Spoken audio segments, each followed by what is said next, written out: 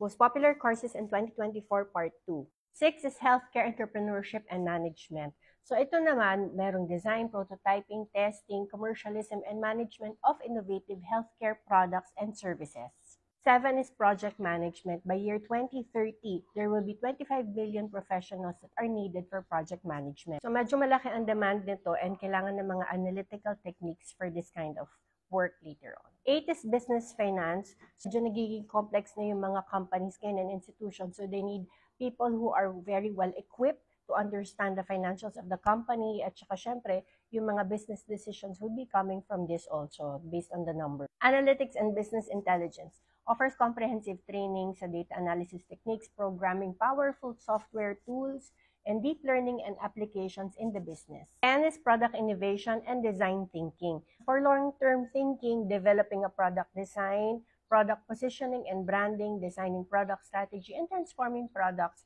into brands and more. Kung gusto niyo talagang high-paying jobs, it's time to level up.